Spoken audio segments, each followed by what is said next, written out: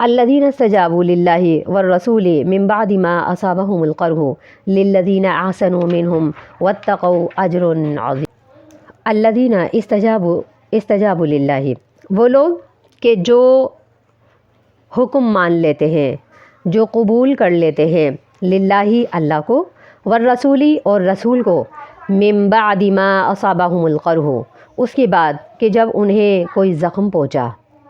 للذین احسنوا منہم ان لوگوں کے لیے جنہوں نے ان میں سے احسان کیا، نیکی کی، واتقوا اور تقوی اختیار کیا، ان کے لیے اجر عظیم، اجر عظیم ہے۔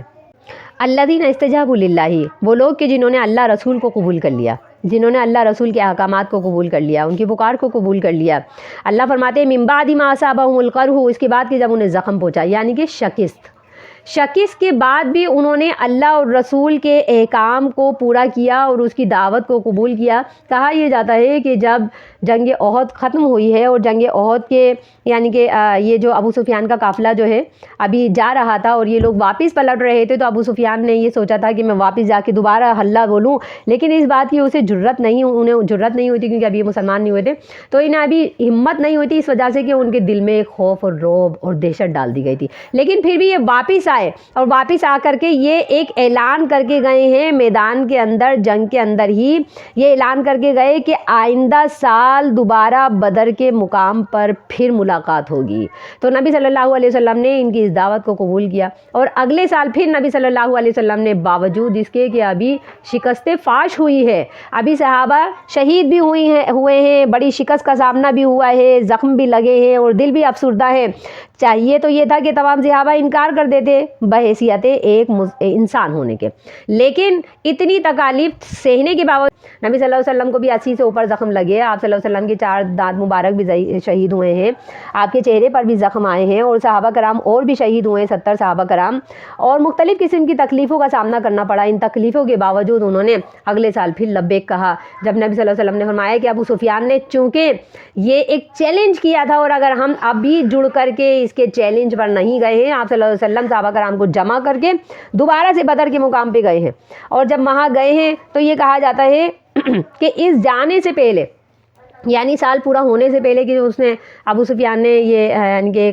کہا تھا کہ چیلنج کیا تھا کہ آئندہ سال دوبارہ ملیں گے، تو اس چیلنج سے پہلے کے جو عرصہ ہے اس میں اس نے بڑا یعنی کہ زرے کثیر جو ہے خرچ کیا، اور کچھ لوگوں کو ہائر کیا ابو سفیان نے، اور یہ کہا کہ جاؤ مدینہ میں جا کر کے یہ خبریں پھیلا دو کہ یہاں جو کافر ہیں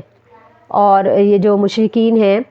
مکے کے مشرکین جو ہیں، ان کی تیاری بڑی زبردست ہے، مدینے میں جا کر کے یہ خبریں پھیلاؤ کہ مشرکوں کی تیاری بڑی عروج پر ہے اور بڑی زبردست تیاری ہے، اور بڑے اچھے اسلحے اور ساز و سامان کے ساتھ دوبارہ سے یہ مسلمانوں سے حملہ کریں گے، اور یہ خبریں پھیلاؤ۔ اگرچہ ان کی کوئی تیاری نہیں تھی، اگرچہ ان کے دل میں رعب بیٹھا ہوا تھا، ان کے دل میں خوف اور دہشت بیٹھی ہوئی تھی، لیکن اس کے باوجود انہوں نے جھوٹی خبریں مدینہ میں پہنچانی شروع کر دیں، اور لوگوں نے اسی طریقے سے خبریں پہنچائیں۔ تو جب انہوں نے خبریں پہنچانی شروع کر دیں تاکہ مسلمانوں کے حوصلے پست ہو جائیں، کیونکہ یہ ابھی شکست خوردہ قوم تھی، اور پیچھے انہوں نے جو حالات دیکھے ہوئے تھے یہ ابھی بھولے نہیں تھے، اور بڑا کوئی عرصہ بھی نہیں ہوا تھا، بڑے زخم تازہ تھے، تو اس نے یہ کوشش کی ابو سفیان نے کہ انہوں نے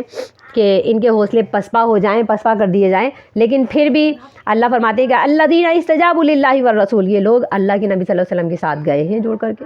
بدر کے مقام پر گئے ہیں، اور وہاں پر پھر قریش کے لوگ واپس نہیں آئے مقابلہ کرنے کے لیے، اور یہ قافلہ 3 دن تلک وہاں رہا۔ 3 دن تلک جب قافلہ رہا ہے تو وہاں تجارت کا یعنی کہ ان کو جو نفع حاصل ہوا ہے مسلمانوں کو، انہوں نے وہ نفع بھی حاصل کیا، اور پھر یہ وہاں پر خوب یعنی کہ دشمنوں کا جو ان کے جانے سے دشمنوں کے دلوں میں جو دہشت پھیل گئی وہ اپنی جگہ ایک ثابت تھی، کہ انہوں نے یہ سمجھ لیا کہ مسلمان باوجود شکست کھانے کے آج پھر جڑ کر کے آ گئے، اور بہت تھوڑا سا عرصہ گزرا تھا، اور مسلمان پھر اسی طاقت کے ساتھ، پھر اسی زور کے ساتھ، پھر اسی ولولے اور ایمان کے ساتھ پھر کھڑے ہوئے ہیں، تو ان کے دلوں میں دھاگ بھی بیٹھ گئی، مسلمانوں کو لڑنا بھی نہیں پڑا، مسلمانوں کو تجارت کا فائدہ بھی ہو گیا۔ تو اللہ تعالیٰ نے یہ آیت نازل فرمائی کہ الذین استجابوا للہ والرسول من بعد ما اصابهم القرح، تکلیفیں پہنچنے کے باوجود لوگوں نے اللہ اور رسول کو جو قبول کیا ہے، للذین احسنوا منہم، ان لوگوں کے لیے جنہوں نے احسان کیا ہے، واتقوا اور انہوں نے تقوی بھی اختیار کیا، تو اجر عظیم، اللہ کہتے ہیں مفت میں اجر عظیم مل گیا۔